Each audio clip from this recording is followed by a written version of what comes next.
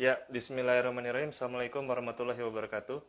Jadi malam ini kita akan ada pembahasan mengenai usia koreksi dan usia kronologis ya. Jadi ini kan pembahasan yang cukup sering ditanyakan oleh orang tua bayi prematur karena ini yang membedakan bayi prematur dengan bayi cukup bulan.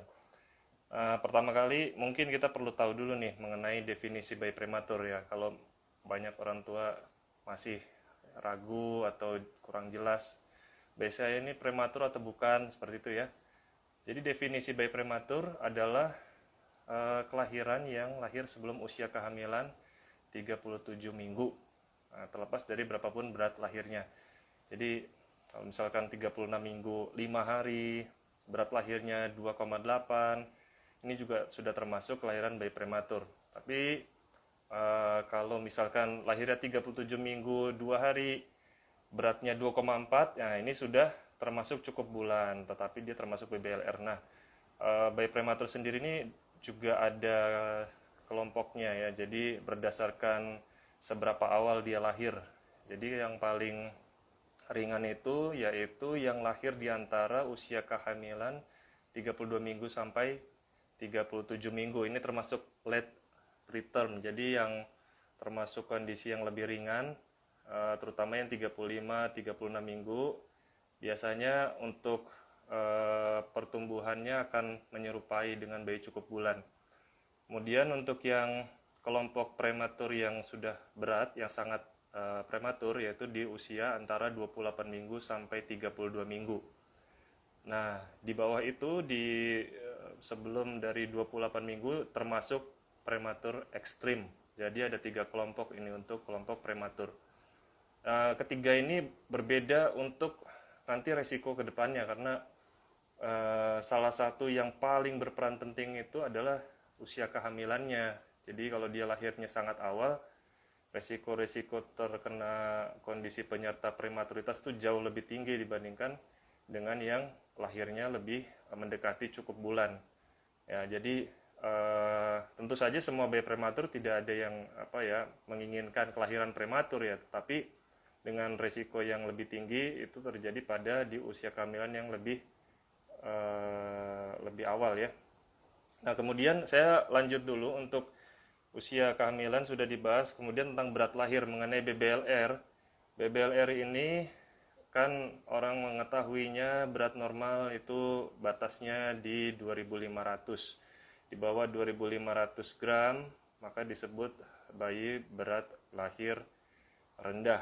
Nah, di bawah dari 1500 gram sudah termasuk bayi berat lahir sangat rendah. Ada lagi yang kelompok di bawah dari 1000 gram, ini sudah termasuk bayi berat lahir ekstrim rendah.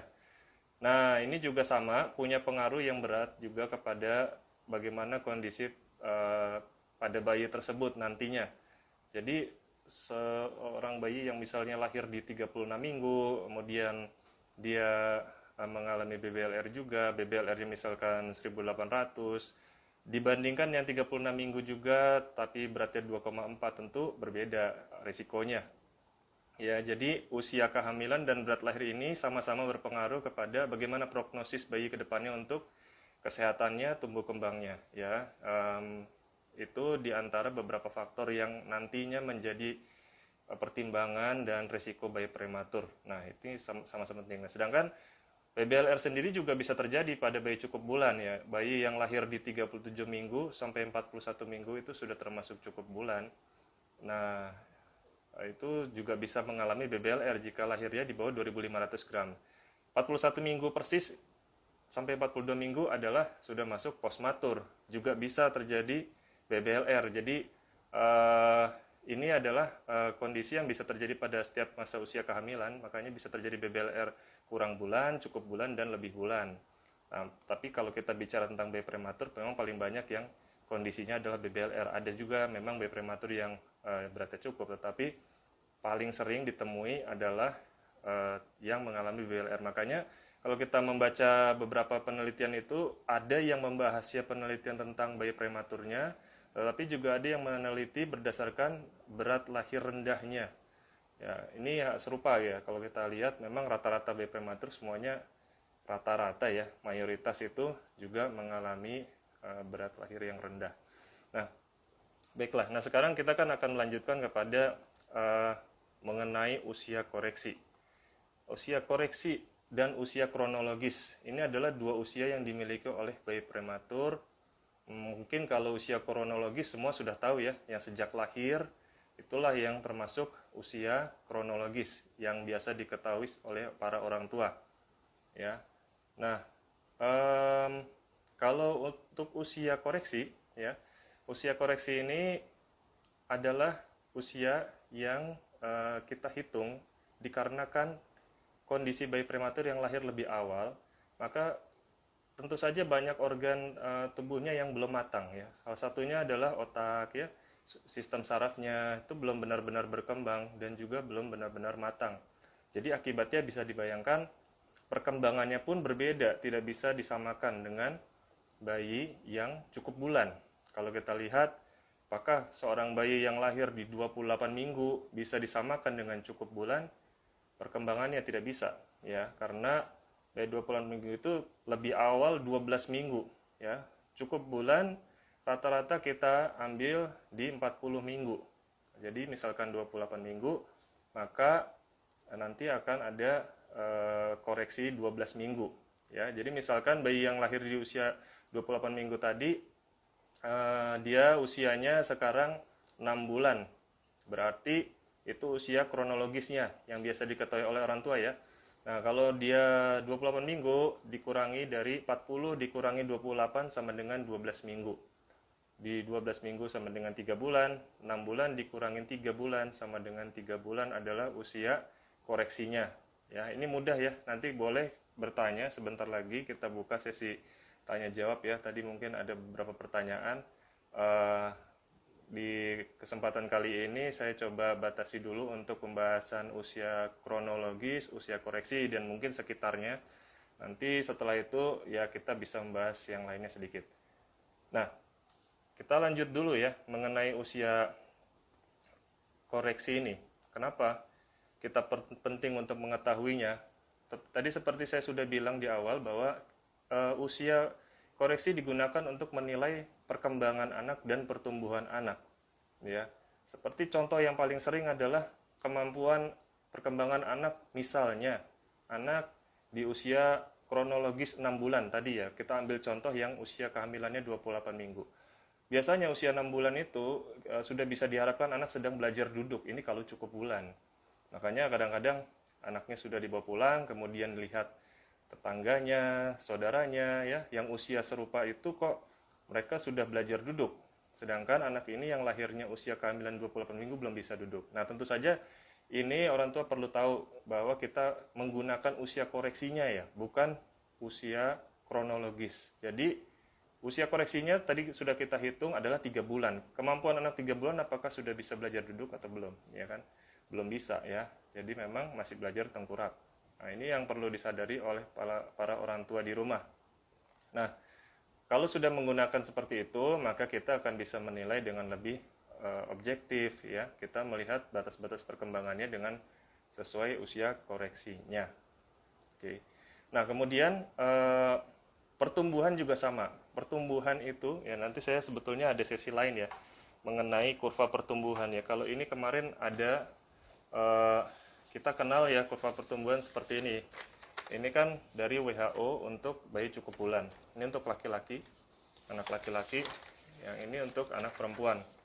Nah, kalau bayi prematur menggunakannya kurva Fenton. Nanti juga akan ada pembahasannya insya Allah ya. Yang kita gunakan pertama tentu yang kurva Fenton ini. Ya, yang ini untuk anak laki-laki. Juga ada anak perempuan, bayi perempuan. Nah, ini pertumbuhan juga menggunakan perhitungan khusus. Untuk pertumbuhan di masa usia awal, dia akan menggunakan kurva Fenton dan kemudian menggunakan kurva pertumbuhan normal, tetapi dengan usia koreksinya, gitu ya. Nah, oke, jadi tadi secara singkat udah ketahuan bahwa pertumbuhan, perkembangan kita menggunakan usia koreksi. Nah, lanjut dulu mengenai usia koreksi ini.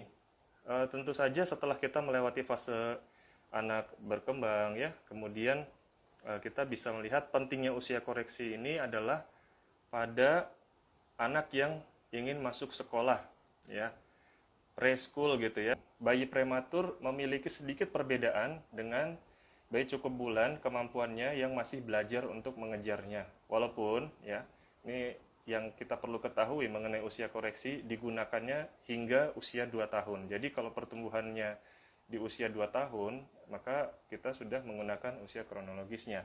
Nah, kalau misalkan sudah 3 tahun ya anaknya mau masuk PAUD ya gitu misalkan, atau mau ada sekolah TK nantinya, masuk TK lah, sebutlah TK 0 kecil seperti itu, TKA, TKB seperti itu ya. Nah ini kan gurunya sebaiknya juga diberitahu ya, misalnya ini anaknya dulu ada riwayat prematur. Nah dengan diberitahu itu bisa dinilai, biasanya beberapa sekolah itu melakukan penilaian ya, untuk menilai kemampuan anak sudah sesuai dengan usianya atau belum. Kaitannya nanti kalau misalkan memang belum siap, ya pilihannya kan bisa ditunda dulu supaya anaknya bisa dilatih terlebih dahulu sehingga lebih siap untuk masuk, sudah punya kemampuan sosial dan juga kemampuan yang lain yang dibutuhkan untuk sekolah. Nah, tadi ada satu yang terlewat ya, tentu saja usia koreksi ini dan riwayat kelahiran prematurnya juga harus disampaikan kepada tenaga kesehatan yang menangani sehari-hari pada saat kontrol rutin, misalkan pada saat imunisasi ya, imunisasi timbang di posyandu atau puskesmas misalkan, ibu-ibu yang bawa anaknya. Nah jangan lupa untuk bilang bahwa ini anaknya lahir prematur dulunya, jadi perlu diketahui untuk memplot kepada ke kurva pertumbuhan, untuk memplot kepada nanti di perkembangannya dia harus menggunakan usia koreksinya ya. Nah, ini penting, jangan sampai keliru, karena kalau tidak nanti mungkin jatuhnya sudah diplot di garis merah ya, yang kurva pertumbuhannya sudah dianggap jelek misalkan, padahal kalau dimasukkan ke dalam usia koreksinya dia bisa jadi masih normal. Dan ini pun terjadi ya, bahkan bisa saja seorang dokter itu belum memahami seperti ini, ada ya. Dan para orang tua yang harus lebih paham dan mengetahui bahwa usia koreksi ini berpengaruh kepada pemantauan pertumbuhan dan perkembangannya.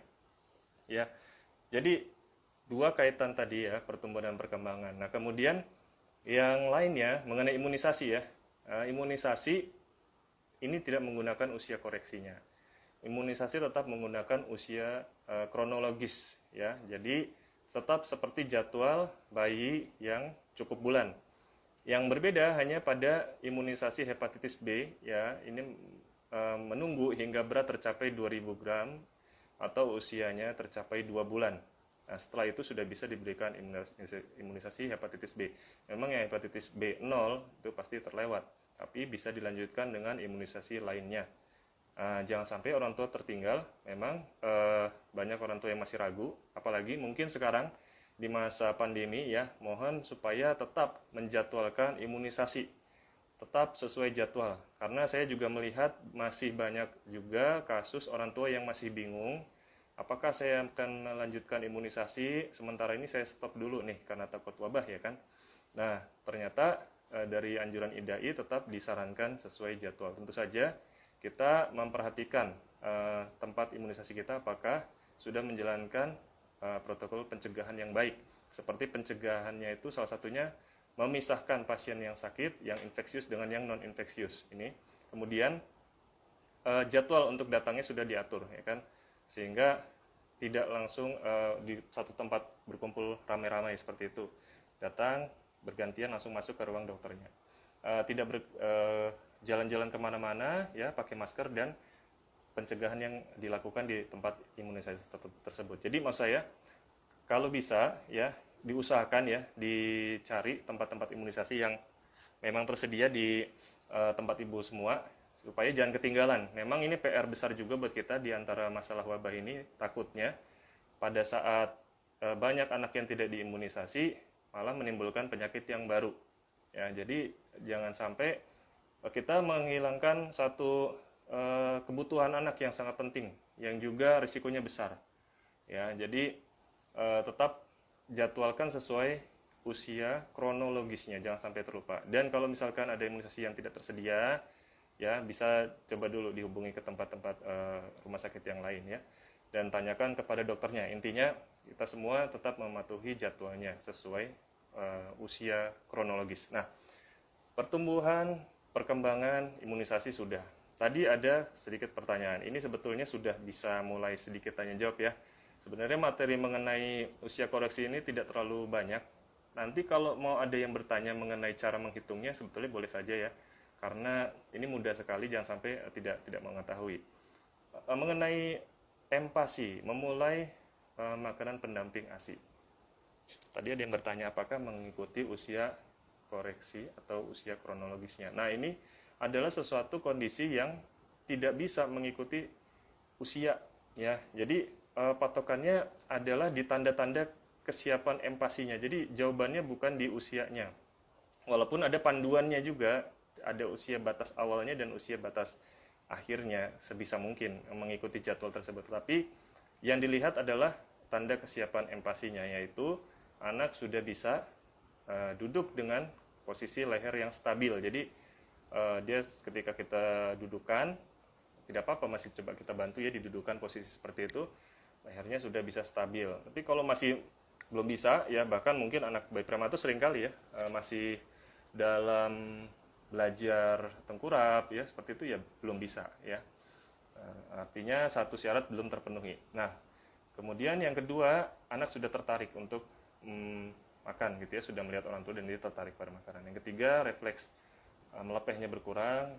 Yang keempat, refleks muntahnya juga berkurang. Ini tanda-tanda kesiapan empasi. Jadi yang sederhana seperti itu. Nanti kalau mau lebih baiknya, memang kalau di kondisi yang baik adalah sambil dievaluasi oleh dokternya kemampuan perkembangannya. Ya, seperti itu ya. Jadi itu jawaban saya untuk empati. Biasanya memang ada yang lebih awal sedikit ya, karena memang kebutuhan gizinya yang sudah membutuhkan, tetapi juga ada yang ditunda karena belum bisa diberikan empati.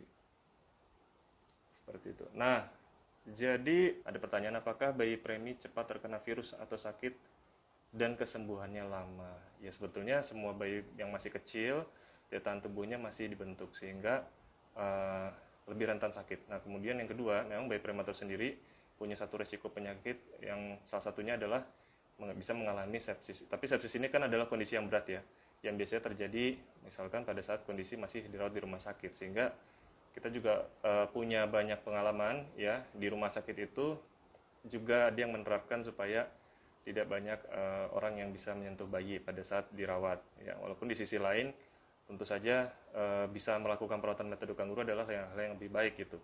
Jadi ini sama-sama perlu diperhatikan. Intinya kalau sakit infeksi seperti ini kan adalah suatu kondisi yang ditularkan. Jadi kita cegah penularannya. Imunisasi. Jadi kalau imunisasi itu IDAI ada saran itu paling lambat ditunda 1 bulan. Jadi kalau bisa jangan ditunda jika sudah lewat dari 1 bulan. Mungkin sebagian dokter ada yang ingin memberikan jadwal yang lain, silahkan diikuti ya, karena sekarang situasi juga tidak mudah ya. Silahkan diikuti dengan dokter yang ada di menangani di tempatnya. Nah, ini ada pertanyaan, dok, apakah betul usia aman bayi prematur itu setelah 2 tahun? Ini tadi ada kaitannya dengan tercapainya perkembangan bayi prematur sudah mengejar ya, sehingga makanya usia koreksi itu digunakan sampai 2 tahun. Diharapkan bayi prematur sudah mencapai catch up. Catch up itu sudah mengejar seperti bayi cukup bulan, walaupun kenyataannya belum tentu bisa sampai mengejar sama persis seperti bayi cukup bulan. Kemudian perkembangan ini kan aspeknya banyak ya, bahasa, motorik, sosial ya. Dan bisa jadi seorang anak itu ada yang sudah tercapai kemampuan motoriknya baik, tetapi kemampuan berbahasanya yang masih belum tercapai sesuai targetnya. Dan ini bisa terjadi pada beberapa bayi ya, tidak sama-sama beranjak sesuai usianya kemampuannya. Yang kedua, bahwa variasi perkembangan tercapai perkembangan itu bisa juga terjadi. Jadi itu adalah sesuatu yang bisa terjadi, tapi kita kembalikan lagi kepada batas-batas capaian perkembangannya. Bagi para orang tua, seperti saya pernah sampaikan, bisa menggunakan form KPSP, Questionnaire Pre-Screening Perkembangan. Jadi ini untuk screening awal. Nah, setelah itu bisa dibawa ke dokter jika terjadi keterlambatan yang sangat jelas sekali ya. Pertanyaan mengenai pencegahan kehamilan bayi prematur, ya. Kalau kemungkinan berulang ada, tetapi juga kemungkinan bisa cukup bulan juga ada. Ya, pencegahannya ada, nanti ada sesi khusus ya, insya Allah kita coba bahas ya. Kalau di grup sudah ada beberapa pembahasan terkait, intinya kita kenali dulu nih faktor risikonya apa ya. Ada beberapa hal yang bisa kita hindari yang kita kenal. Tapi seperti kita yang pernah mengalami, itu sebuah riwayat yang terdahulu, memang itu satu faktor risiko yang tidak bisa dirubah, maka kita rubah yang lain ya. Intinya sebelum bromil kita periksa dulu ke dokter ya, dan rutin kontrol ke dokter. Kalau untuk penyakit tiroid ini kan juga kaitannya sama screening ya. Nanti kalau di screening ini wajib untuk dilakukan. Jadi saya sedikit menyampaikan, walaupun ini topiknya tentang usia koreksi, screening itu juga penting.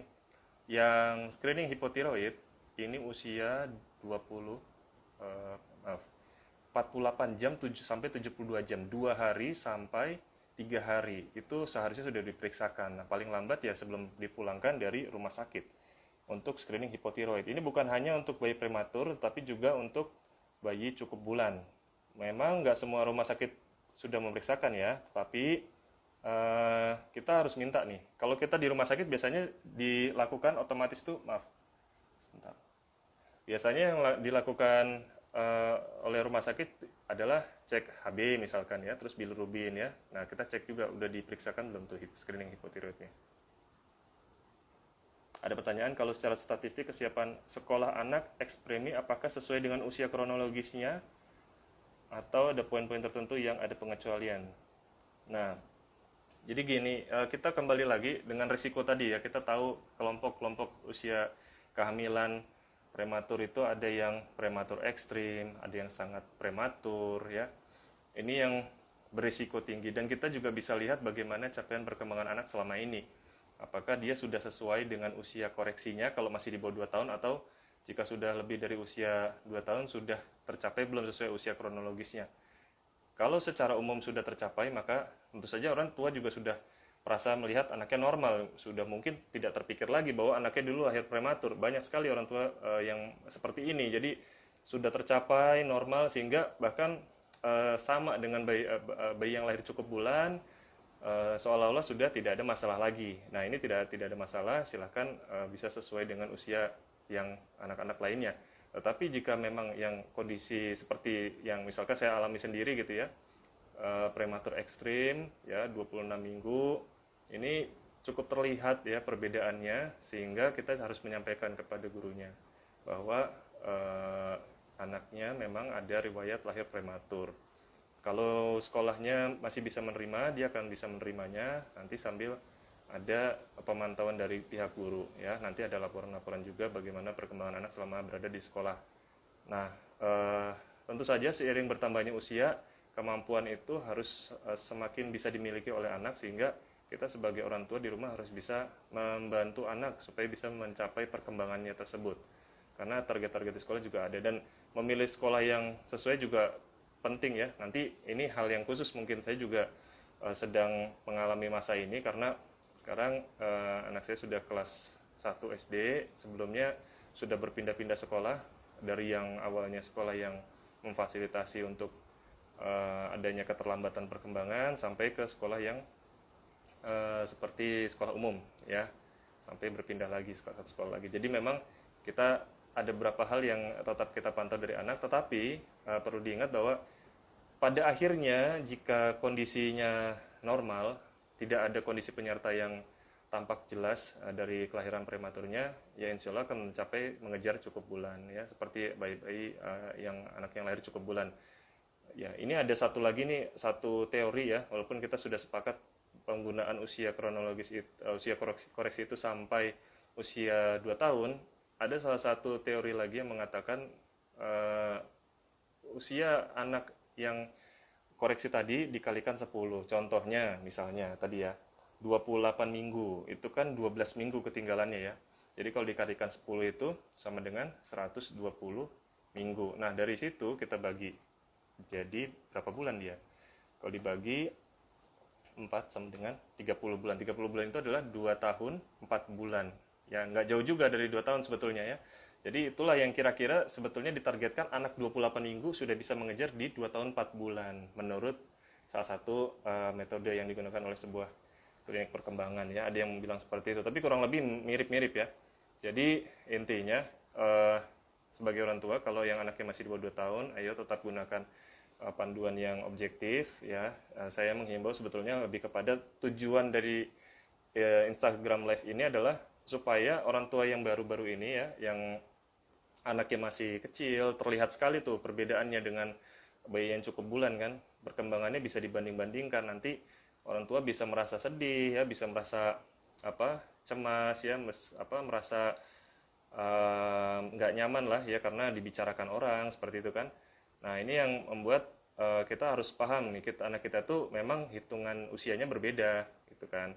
Tapi juga bukan berarti kalau ada terlambat dibiarkan juga ya. Intinya tetap saja kita perlu target untuk tercapainya ya, baik pertumbuhannya juga perkembangannya. Nah terkait dengan ini, misalkan sudah termasuk hal yang penting, jangan sampai ditunda juga. Walaupun kondisi kita sedang ada wabah seperti ini, coba ditanyakan ke rumah sakitnya untuk jadwal konsul jika ada keterlambatan perkembangan padahal sudah digunakan usia koreksinya ya. Usia koreksinya sudah digunakan, masih ketinggalan juga. Contohnya tadi misalkan anak yang 28 minggu ya, dia sudah usianya 1 tahun, berarti usia koreksinya adalah 9 bulan. Kemudian anak ini belum bisa duduk sama sekali. Sudah terlambat atau belum? Sudah terlambat ya, karena batasnya itu kan di usia 8 bulan ya. 8 bulan dia seharusnya sudah bisa duduk, tetapi dia belum bisa, bahkan usia koreksi 9 bulan juga belum bisa. Berarti sudah jelas terdapat keterlambatannya. Nah ini jangan ditunda lagi ya, karena intervensi dini ini sangat baik ya. Sebelum intervensi tentu saja orang tua bisa melakukan stimulasi secara mandiri di rumah ya, bisa dibaca-baca bagaimana cara menstimulasinya. Yang prinsipnya adalah mengajak anak berinteraksi dan bermain bersama ya, dengan posisi yang sedang dia belajar. Tetapi cara yang lebih pasti kemampuan anaknya ini kan perlu di assessment ya, perlu dinilai oleh dokter ya. Kalau misalkan sudah terlambat jangan ditunda lagi, karena penting sekali untuk memberikan intervensi sejak awal. Nah nanti kaitannya lagi adalah terapinya bagaimana. Nah ya ini kita sedang mencari jalan bagaimana caranya tetap memberikan intervensi kepada anak di situasi wabah seperti ini. Tapi insya Allah ada jalan, karena intinya kita tahu bahwa kebutuhan anak itu kan penting sekali, dan peran untuk melakukan stimulasi intervensi itu tidak hanya pada terapis saja ya, itu juga perlu dilakukan oleh orang tua sendiri secara aktif, mandiri, dan juga rutin di rumah. Justru yang terpenting, nah itu harus dilakukan rutin di rumah. Nah ini yang lebih punya peran penting, tetapi tentu saja ilmunya ya, asesmennya, kemudian jenis latihannya, ini yang dibantu oleh dokter dan fisioterapis ya. Apakah ada pertanyaan lagi? Ini saya masih berikan waktu ya sekitar 5 menit ya, karena target saya sekitar setengah jam ya. Oke, nanti kalau misalkan tidak ada, oh maaf, ini ada lagi pertanyaannya, tanda-tanda spesifik empati. Tadi sudah saya sampaikan ya, ada berapa hal. Oke, menu-menu empati ya, ada. Ya, saya coba jawab sedikit ya. Jadi kalau untuk empati ini kebutuhannya kan melihat banyak hal ya. Nanti perlu dievaluasi dulu. Kemudian saya jawab sedikit dulu mengenai susu. Nah ini susu juga, apakah usia kronologis dan koreksi? Ini sering sekali nih pertanyaan seperti ini pada di grup ya. Intinya penggunaan susu formula diberikan hanya jika ada indikasi medis dan saran oleh dokter. Jadi kalau misalkan bagaimana harus berganti ke susu yang berikutnya, atau apakah tetap dilanjutkan, apakah di stop, itu adalah dari dokter. Nah dokter melihat indikasi medisnya, salah satunya bagaimana kurva pertumbuhannya. Makanya para orang tua, ayo kita belajar. Nanti kita coba cari waktu untuk mempelajari cara mengisi, tetapi juga bisa menggunakan aplikasi sebenarnya ya. Jadi yang penting bisa ngisinya dulu, kemudian bisa menginterpretasikan, jadi bagaimana sih kurva seperti ini normal atau tidak. Pertumbuhan harus tercapai ya, paling batasnya adalah dengan usia koreksinya. Jadi kalau belum tercapai kita harus siap-siap konsul. Intinya berat badan itu kalau tidak tercapai nanti bisa mempengaruhi ke tinggi badannya kalau lama-lama dibiarkan ya. Nah intinya kita harus ada penanganan lebih lanjut dengan pemeriksaan lebih lengkap.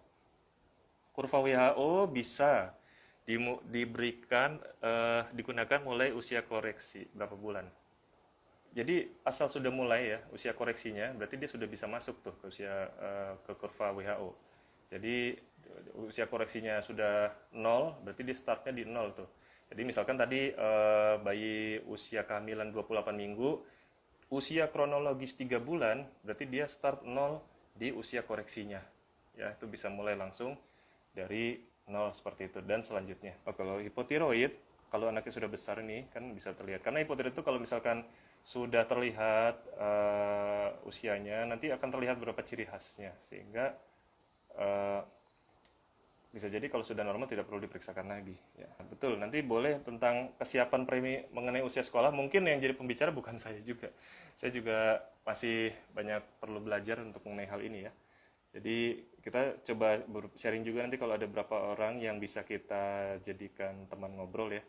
Kita bisa ngobrol bareng-bareng gitu. Jadi diabetes pada keluarga ya bisa punya risiko, tetapi bukan pasti anaknya akan terkena diabetes ya. Jadi itu hanya sebuah faktor risiko. Kalau jaga kesehatan dan gaya hidupnya bisa dijaga, dia bisa sehat. Asi eksklusif usia kronologis ya. 9 bulan ini ke usianya. Nah, makanya dilihat dulu ya. Ini kita harus bicara dengan lengkap. Jika kita menyampaikan kemampuan itu usia kronologisnya berapa dan usia koreksinya berapa. Ya kita lihatnya berdasarkan usia koreksinya ya. Kalau kemampuannya masih sesuai dengan usia koreksinya tidak masalah. Ya, jadi coba dilihat kembali. Tufor harus saran desa, apakah aman jika anak usia 18 campur dengan wati? Kalau menurut saya, anak sudah besar tidak perlu diwajibkan pemberian susu ya. Kita maksimalkan dengan makanan padatnya. Kenaikan berat badan, ini panduan sedikit ya. Ini saya sebentar lagi saya coba cukupkan. Untuk berat badan yang target yang saya biasa hitung ya, kalau misalkan 3 bulan pertama itu per bulan naiknya 750 sampai 900 gram per bulannya. Ya rata-rata berarti di 800 gram per bulan untuk 3 bulan pertama. Terus untuk 3 bulan yang kedua itu 600 gram. Itu bulan keempat 5, 6. Terus 3 bulan yang ketiga itu 400 gram. Jadi turun 200 gram terus 200 gram seperti itu. Jadi di bulan 7, 8, 9 itu 400 gram target naik per bulannya. Terus bulan ke 3 bulan selanjutnya itu di 200 gram. Jadi memang seperti itu gambaran umumnya, tapi nanti lebih tepatnya kita plot di kurva gitu ya. Tapi kalau untuk menghitung secara cepat seperti itu bisa. Bayi prematur belum bisa duduk sendiri, belum bisa empasi. Ya lehernya sudah stabil belum? Kalau lehernya belum stabil berarti belum bisa ya. Nanti kalau misalkan dia mau membetulkan lehernya, mau memposisikan tidak bisa, nanti bisa tersedak ya. Bahaya ya. Jadi memang ini dilematis, tapi kita harus latih ya dan lihat kondisinya. Nanti ada solusi-solusi lain yang bisa dilakukan oleh dokter. Bagaimana kondisi bayi yang belum bisa duduk, sementara kebutuhan gizinya masih perlu sangat tinggi dan meningkat. Jadi nanti dokter akan sambil evaluasi banyak hal, kan melihat saran-saran yang lebih tepat ya. Jadi tidak bisa dipaksakan juga, langsung dipaksakan harus empati. Lancar berbicara. Ini saya sedikit tentang kemampuan berbicara. Satu, pastikan dulu sudah ada pemeriksaan screening pendengaran. Ini wajib dilakukan sebelum usia anak, usia kronologisnya 6 bulan. Jadi kalau anaknya sudah 7 bulan, 8 bulan gimana? Ya segera periksakan saja. Karena di usia 6 bulan ke atas itu seharusnya anak sudah mulai ada suara-suara yang biasa dia keluar dan itu berasal dari kemampuan pendengarannya. Nanti kalau misalkan ternyata ada masalah pada pendengarannya, tidak di screening karena orang tua merasa biasa sajalah, nggak usah perlu screening ya. Akhirnya anak kelewat waktu itu yang penting sekali untuk otaknya untuk bisa berbicara. Akhirnya terlambatlah berbicara dan misalkan terjadi pada usia 2 tahun baru paham ternyata ada masalah pendengaran. Jadi pendengarannya dipastikan dulu dengan screening. Kedua, hindari penggunaan gadget ya, TV, laptop, misalkan ada HP ya, terus kemudian ada mainan-mainan yang bersuara seperti itu ya, itu dihindari pada anak dan ajak anak berinteraksi itu supaya melatih anak. Ya, jadi seperti itu. Banyak ini yang pertanyaan mengenai hal-hal lain. Contohnya nanti anak susah makan. Ini sebetulnya ada aturan dasar makan anak. Jadi aturan ini memang ada beberapa aturan yang penting, tapi orang tua perlu untuk menerapkannya, walaupun kesannya nih suatu hal yang apa ya, ya formal gitu ya, tetapi kita kalau bisa menerapkan kepada anak itu adalah yang lebih baik ya. Tentu saja ini perlu kesabaran dari orang tua. Ya, saya rasa sih nanti akan dibahas di sebuah topik khusus ya, supaya lebih tepat mungkin juga ada yang bisa menyampaikan lebih baik daripada saya nanti. Ah ya, udah banyak pertanyaan mengenai empati ya. Jadi ini juga perlu pembahasan yang lebih mendalam. Intinya kalau perkembangannya kita lihat ya. Dan juga kita bisa lihat nanti kan ini evaluasinya kemampuan oromotornya dia, oromotornya bagaimana. Ini juga perlu bantuan evaluasi dari dokter spesialis rehab medik yang bisa melihat juga dan menilai dan melatih nanti untuk kemampuan oromotor anak. Ini penting ya, karena kita tuh berangkat dari diagnosis dulu ya, apa masalahnya. Dua, nanti baru kita lakukan penanganannya. Ya. Dan muntah ini kan sebabnya juga bisa banyak ya. Bisa bukan hanya karena tekstur ya, tapi juga bisa karena apa, rasanya ya. Dan metode pemberiannya juga ya. Jadi ada beberapa hal yang perlu dinilai. Jadi kalau misalkan masalah-masalah makan ini, ya kita terus melihat ya dan evaluasi banyak hal ya. Tapi memang kalau untuk bayi prematur kemampuannya itu yang kita sampai menjadi fokus utama ya. Oke, ya. Ya, saya rasa mudah-mudahan sudah cukup untuk hari ini. Nanti akan disambung lagi ya ngobrol yang lain sambil sedikit-sedikit menjawab apa yang saya bisa jawab ya. Saya juga tidak ingin memaksakan, kalau tidak bisa menjawabnya saya bilang saya tidak bisa ya. Nanti akan lebih baik kita mengundang narasumbernya yang lebih kompeten. Misalkan kalau membahas tentang mata, insya Allah nanti kita bisa mengundang dokter spesialis mata ya kan. Jadi seru kan. Nah, kemudian ada juga beberapa pembahasan tentang pendengaran. Nanti saya juga punya teman dokter spesialis THT misalkan. Nanti saya coba hubungin, mudah-mudahan bisa berbagi juga di sini. Insya Allah mudah-mudahan bermanfaat nih, karena memang sekarang ini masa-masa kita dalam wabah, sehingga kita semua berharap ya sama-sama sehat, jaga kesehatan ya. Bagi yang tadi saya sudah sampaikan ya, imunisasi tetap penting ke rumah sakit. Kemudian juga untuk pertumbuhan dan perkembangan kalau udah ada keterlambatan, ayo tetap ke rumah sakit ya untuk diberikan penanganan. Tentu saja kita juga pastikan kondisi rumah sakitnya ya. Dan nanti kalau ada yang ingin bergabung di grup ya, di grupnya, kalau di grup Facebook namanya Prematur Indonesia, Premature Indonesia dalam kurung komunitas prematur Indonesia. Ya, kalau di Instagram @premature.indonesia ya. Di situ ada beberapa pembahasan yang sudah ada sebetulnya. Misalkan tadi ini ada yang bertanya terakhir tentang reflux ya. Reflux ini kan mungkin yang kaitannya dengan GERD, itu juga ada pembahasan di sana. Ya tergantung juga, itu bisa membaik dengan usia. Tapi usia berapa itu bisa berbeda-beda sesuai tingkat keparahannya. Ya, ada yang sangat-sangat parah ya, anak saya juga termasuk sampai usia 3-4 tahun dia baru membaik ya, 4-5 tahun baru agak benar-benar menghilang. Tapi ada juga yang cepat menghilang ya, 1-2 tahun sudah bisa menghilang. Jadi insya Allah sih kita optimis dulu ya, dan kita kalau misalkan punya riwayat prematur, kita harus banyak belajar dan kita sadari betul resikonya ya. Kalau usia kehamilannya lebih awal, usia kehamilan lebih awal itu semakin berisiko mengalami banyak kondisi penyerta juga, kalau misalkan berat lahirnya semakin kecil ya, atau juga karena dirawat di rumah sakit dengan berbagai ada masalah komplikasi. Tentu saja ini mempengaruhi kepada kemampuan perkembangan dan pertumbuhannya. Jadi kita semua sama-sama berusaha ya, dan melihat faktor risiko ini kita ikhtiar untuk memberikan yang terbaik buat bayi prematur ya. Ya, semoga bisa bermanfaat ya yang bisa sampaikan pada malam ini. Insya Allah disambung lain waktu. Terima kasih sudah bergabung dan menyimak. Ini sebuah kesempatan yang baik. Saya ini Instagram live pertama saya yang sendirian. Jadi ini mudah-mudahan lah sebuah cara edukasi juga ya. Niat saya untuk bisa berbagi lah, mudah-mudahan membantu juga, karena banyak yang ingin mengetahui ngobrol-ngobrol seperti itu ya. Insya Allah setelah ini saya coba save, nanti saya coba sedikit edit, dipotong-potong yang penting ya, nanti bisa saya sampaikan kembali di grup ya. Terima kasih atas kehadirannya di Instagram Live saya. Sampai jumpa lagi. Nanti saya kabari jika ada jadwal selanjutnya. Ya, Assalamualaikum warahmatullahi wabarakatuh.